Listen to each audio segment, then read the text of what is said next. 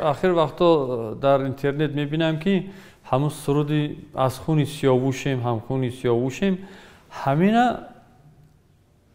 رادیوهای ایران برنامه‌ها میکنن و خیالشون که سرودی ملی تاجیکی باشه سرودی ملی گیم دارید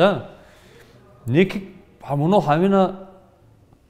حافظای ما خواندگی ارکستر ما خواندگی و اونا مینوسی همونا یافته